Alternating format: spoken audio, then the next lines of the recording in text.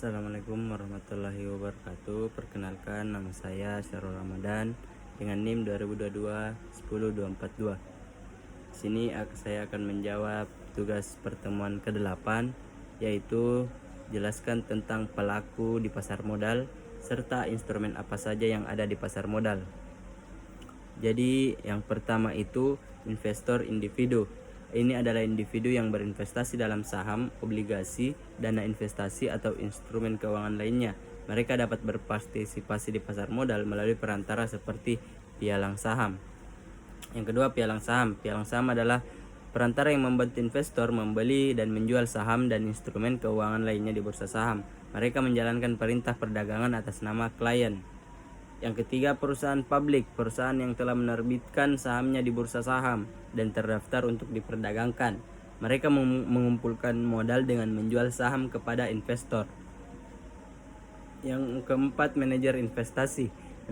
Manajer investasi mengelola dana investasi seperti dana pensiun, dana indeks, dan reksadana yang diinvestasikan di berbagai instrumen keuangan.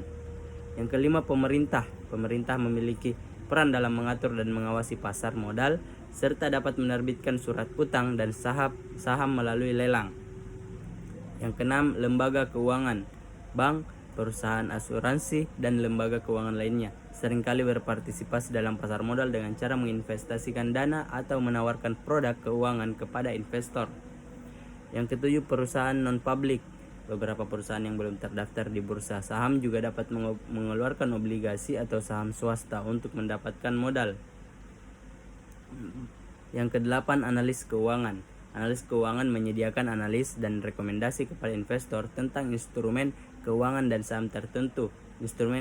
Selanjutnya, instrumen yang diperdagangkan di pasar modal meliputi yang pertama itu saham, equity. Saham merupakan kepemilikan dalam sebuah perusahaan dan memberikan hak kepemilikan kepada pemegang saham. Yang kedua, obligasi. Obligasi adalah surat utang yang diterbitkan oleh perusahaan atau pemerintah dan membayar bunga kepada pemegang obligasi. Yang ketiga, reksadana. Reksadana adalah dana yang diinvestasikan dalam berbagai saham dan obligasi dikelola oleh manajer investasi. Yang keempat, derivatif. Ini termasuk opsi, futures, dan kontrak berjangka yang memungkinkan investor untuk berspekulasi tentang pergerakan harga aset dasar atau untuk mengurangi risiko. Selanjutnya, surat utang. Ini mencakup instrumen keuangan seperti sertifikat deposito, obligasi korporasi, dan saham preferen yang mewakili utang atau investasi. Yang ketujuh, hak memesan.